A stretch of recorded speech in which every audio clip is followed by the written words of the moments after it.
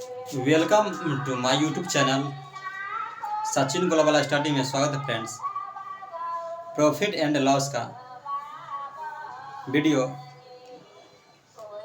First और second load कर दिया गया है। अपलोड अगर नहीं देखे तो वह देखकर ही, या प्रॉफिट एंड लॉस का लाभ और हानि का क्लास 3 है।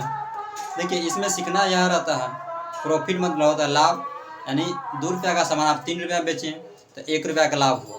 अगर 2 रुपया का सामान अगर आप 1 रुपया में बेचें तब 1 रुपया घाटा हुआ, यानी लॉस हुआ। तो उसी को हम समझते हैं। चलिए थोड़ा पीछे क्लास को समझते हैं। जैसे एसपी का मतलब होता है सेलिंग प्राइस। सेलिंग प्राइस इसको कहते हैं विक्रय मूल्य प्राइस। एसपी का मतलब होता है सेलिंग प्राइस यानी विक्रय मूल्य। और सीपी का मतलब होता है कॉस्ट प्राइस। कॉस्ट प्राइस का मतलब होता है क्रय मूल्य। कॉस्ट प्राइस का मतलब होता है क्रय मूल्य। लॉस मतलब होता है दोस्तों हानि। क्या होता है? हानि। प्रॉफिट मतलब होता है क्या? लाभ।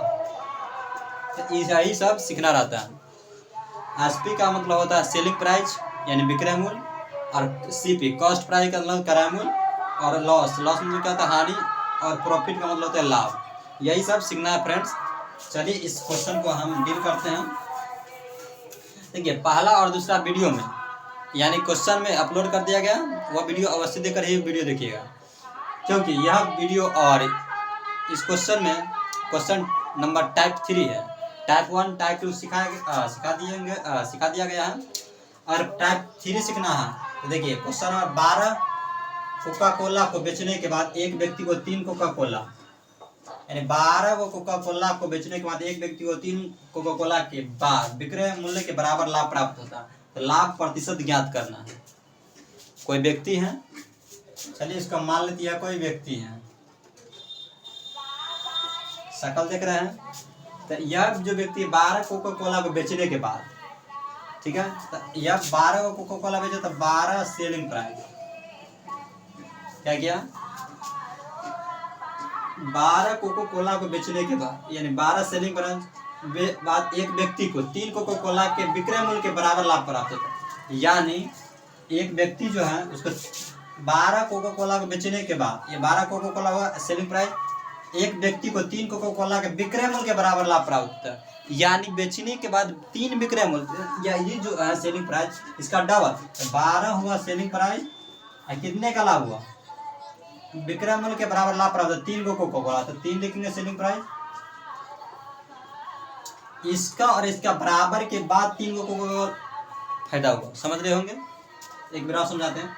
12 कोका कोला को बेचने के बाद एक व्यक्ति को 12 को कोका कोला था उसके बाद, और 12 को मतलब बेचा, उसको 3 को फायदा हुआ।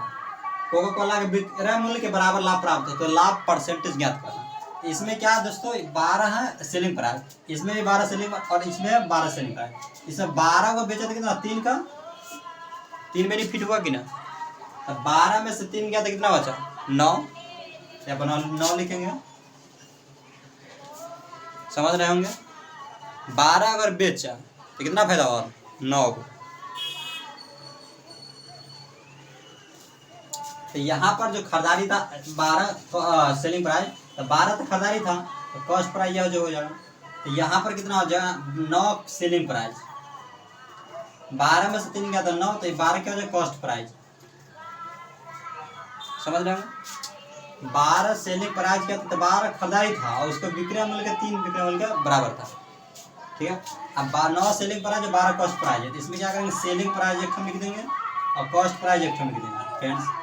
तो यहाँ पर ध्यान देने वाले बात, सेलिंग प्राइस कितना? 12, तो 12 लिख देंगे। कॉस्ट प्राइस कितना? 9, तो 9 लिख देंगे। अब 9 3 लाभ कितना का? 3 का। समझ रहे होंगे? सेलिंग प्राइस कितना? 12, तो कॉस्ट प्राइस 9, तो लाभ कितना का? 3 का। तो 3 का तो कितने का लाभ? तो 3 गुने 100 पर कॉस्ट प्राइस कितना? 9, तो 9 लिख देंगे। 3 से काट देंगे 3 तिहाई 9, और 3 से काट देंगे तो 33.23। यह कैसे आएगा? 3 से, तो 3 से इसमें 100 में भाग देंगे दोस्तों। 3 तिहाई 9 1.0 3 तिहाई 9 0 3 तिहाई 9 33.33। यही जो हमारा क्या हो जाएगा? आंसर क्या हो जाएगा? 33.33 आंसर हो जाएगा। चलिए इसी क्वेश्चन को हम एक और टाइप से समझते हैं। क्वेश्चन यही रहेगा तो एक बार और इसी क्वेश्चन को हम समझते हैं।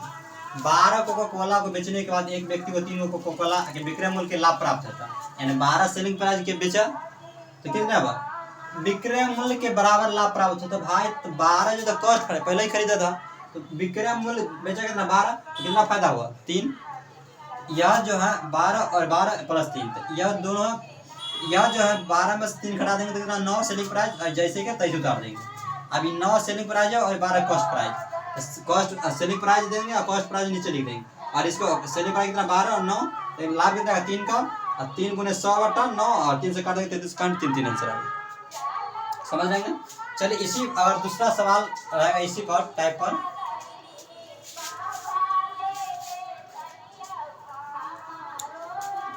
पंद्रह कोका कोला को बेचने के बाद 5 कोका कोला के विक्रय मूल्य के बराबर लाभ प्राप्त हो तो लाभ प्रतिशत ज्ञात करें। जल्दी से ज्ञात करके बताइए फ्रेंड्स।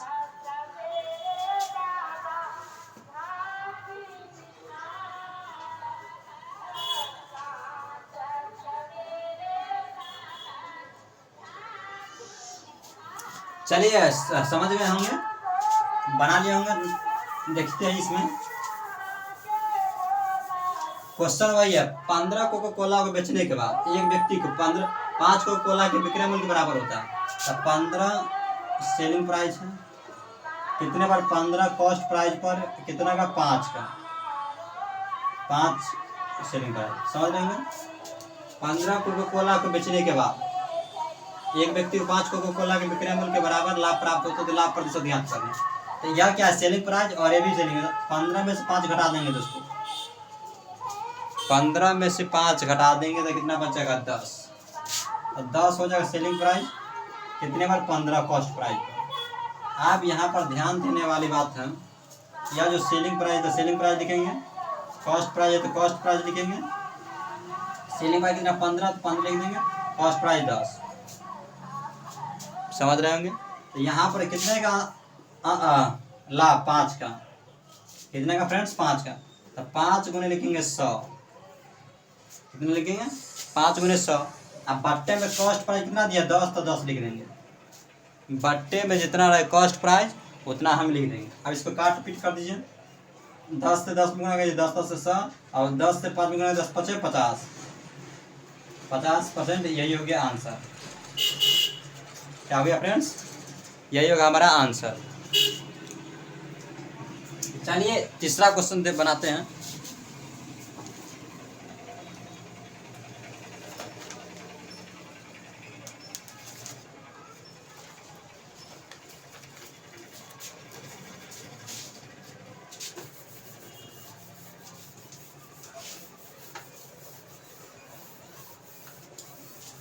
फ्रेंड्स अगर वीडियो अच्छी लगी तो शेयर अवश्य कीजिएगा। तीसरा क्वेश्चन है, अगर कॉस्ट प्राइस 12 से दे दिया जाए, प्रॉफिट अगर 11.11% दे दिया जाए, लॉस अगर 11.11% दे दिया जाए, तो इस क्वेश्चन का आंसर कितना होगा? तो इस क्वेश्चन में देखना कॉस्ट प्राइस यानी क्रय मूल्य 12 से, प्रॉफिट 11.11% है और लॉस 11.11% है। इसका आंसर क्या होगा? इसमें नो प्रॉफिट नो लॉस, यही हो जाएगा आंसर। इसमें नो प्रॉफिट और नो लॉस। इसका क्या होता है? कॉस्ट प्राइस बराबर कॉस्ट प्राइस, तो कॉस्ट प्राइस जितना है वो भी एक्स मान लीजिए और ए भी एक्स मान लीजिए। तो इसमें क्या, इस क्वेश्चन में क्या है, कॉस्ट प्राइस 1200 है, सिंपल, एंड नो प्रॉफिट इतना है और लॉस भी इतना। तो भाई प्रॉफिट भी इतना है लॉस भी, जैसे 2 रुपया प्रॉफिट हुआ 2 रुपया लॉस हुआ, तो काट देंगे तो क्या बचा? कुछ हो ना, कुछ हो ना। तो यह क्या होगा, कॉस्ट प्राइस 1200, तो इसमें क्या कर देंगे, नो प्रॉफिट नो लॉस। अगर क्वेश्चन को देखिएगा कि कॉस्ट प्राइस कितना 1200, प्रॉफिट कितना 11.11, लॉस कितना, अगर यह दोनों सेम रहे तो हमारा नो प्रॉफिट नो लॉस। चलिए अगर इस क्वेश्चन को एक और डबल से बनाते हैं। कॉस्ट प्राइस अगर आएगा 500, प्रॉफिट अगर दे दिया जाए 10%, लॉस दे दिया जाए 10%, तो इसका प्रॉफिट या लॉस ज्ञात कीजिए। इसको ज्ञात करना है नहीं, इसमें डायरेक्ट आंसर लिखेंगे नो प्रॉफिट नो लॉस। क्या करना है? नो प्रॉफिट नो लॉस ज्ञात करना है। इसी प्रकार एक क्वेश्चन देते हैं फ्रेंड्स, इस क्वेश्चन को डील कीजिए।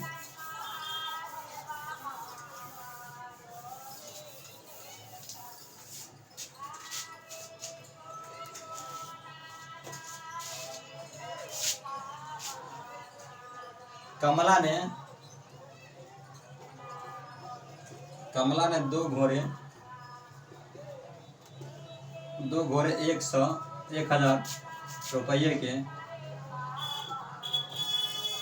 के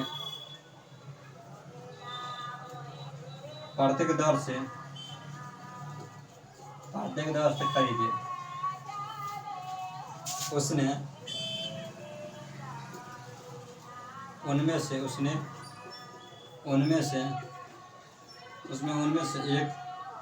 एक को 10% के लाभ पर और दूसरे को 10% के हानि पर बेचा। पूरे लेन देन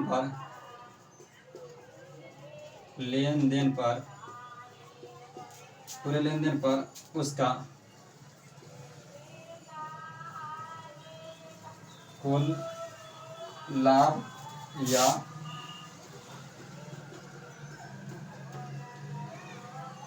हानि परसेंटेज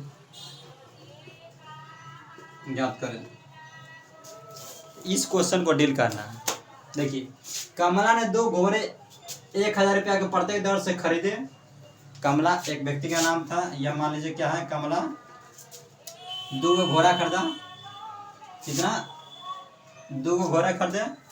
घोड़े जो 1,000 रुपया का था, कितना घोड़ा खरीदा? 2 घोड़ा 1,000 का प्लस दे देते हैं, बराबर 1,000 देते हैं। 1,000 यह क्या है? कमला ने 2 घोड़े 1,000 रुपया के, फर्स्ट और सेकेंड 1,000 रुपया प्रत्येक दर से उसने उनमें से एक को 10% के लाभ पर। अब इसको कितना प्रतिशत? 10% के लाभ पर और दूसरे को 10% के हानि पर। इसको कितना? 10 इसको हानि पर, माइनस में प्लस में हो जाएगा। पूरे लेन देन में उसका कुल लाभ या हानि ज्ञात करना फ्रेंड्स, समझ रहे होंगे। तो इसमें ध्यान देना है कि 10% प्रॉफिट हो रहा है, 10% हानि हो रहा है। तो इसमें पूरे लेन देन में ज्ञात करना, इसका आंसर क्या हो जाएगा? डायरेक्ट 10% लाभ है, 10% हानि, तो इसका कॉस्ट प्राइस तो 1,000 हो जाएगा। इसका हमारा आंसर हो जाएगा no profit and no loss. ये हमारा आंसर हो जाएगा, no profit and no loss. इसी प्रकार के क्वेश्चन देते हैं।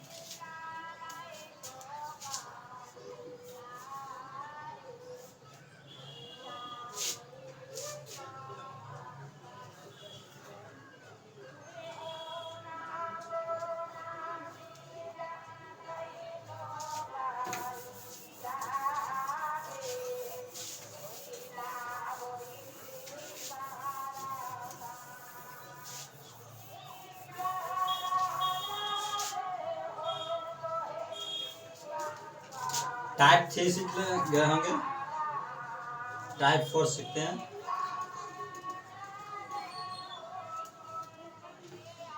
प्रत्येक वस्तु को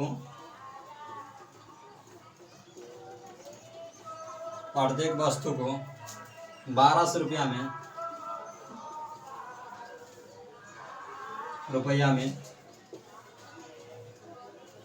बेचा गया। पहला 20% हानि, पहला 20% हानि पर और दूसरा 20% लाभ पर बेचा गया। कुल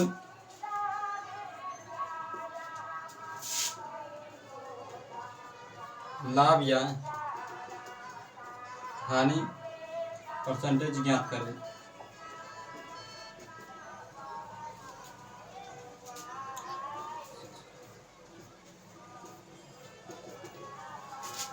चलिए फ्रेंड्स, यह क्वेश्चन है, प्रत्येक वस्तु को 1200 रुपया में बेचा गया।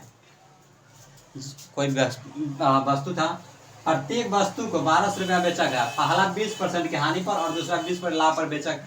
कुल लाभ या हानि ज्ञात करना। अगर ऐसा क्वेश्चन रहे तो कैसे बनाना, डायरेक्टली समझिए। ऐसे अगर ऐसा सवाल है तो x² प्लस बटा 100 लिख देना, यही है। पर इसमें लगाना कब है, प्रत्येक वस्तु को 1200 रुपये में बेचा गया। ठीक है, बेचा गया। पहला 20% का हानि हुआ, कितना 20% हानि हुआ, और दूसरा 20% लाभ बेचा गया, तो कुल लाभ हानि आता। तो पहले समझने वाला वस्तु कितना है, 2, पहला दूसरा, तो पहला इधर हो गया, दूसरा इधर हो गया। 20% लाभ, 20% प्लस में 20% हानि, क्या हो गया, हानि तो माइनस में बेचा गया। तो कुल लाभ या हानि ज्ञात करें। क्या करना, कुल लाभ या हानि ज्ञात करना। तो इसमें समझने वाला बात है कि 20% लाभ और 20% हानि है। यहाँ पर x² बटा 100, ठीक है। इसमें क्या करना है कि x का मान 20 मान लीजिएगा, तभी भी निकल जाएगा। समझ रहे होंगे।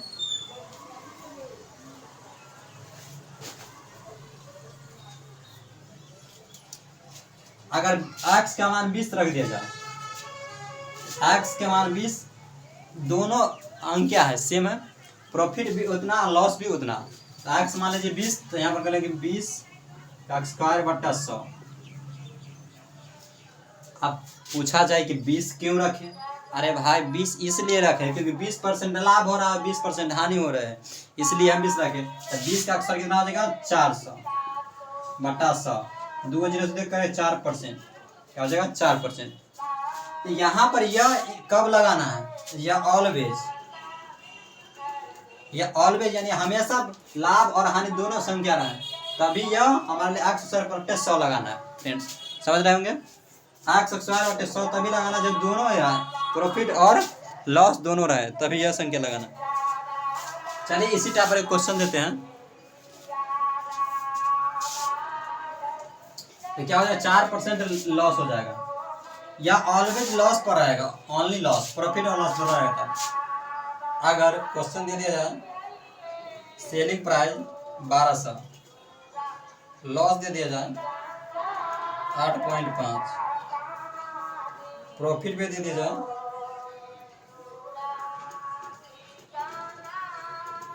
8.5, इसका आंसर क्या होगा, जल्दी से नहीं बताइए।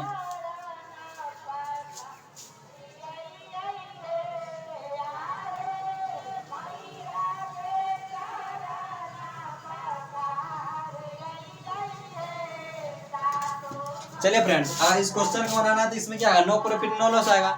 लेकिन अगर इस टाइप से पूछ दिया जाए तो कैसे बनेगा, इसमें क्या करना, x² बटे 100 लिख देना है।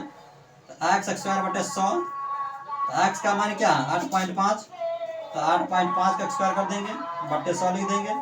यहाँ ध्यान देने वाली बात है कि 85 का स्क्वायर क्या होगा, पॉइंट हट जाएगा, तो 5 का स्क्वायर 25 हो जाएगा, और 9 72 हो जाएगा, बटा 100 हो जाएगा। ठीक है, यहाँ पर आ जाएगा 0.7225 है। ठीक है, 0.7225 आंसर यही आ जाएगा।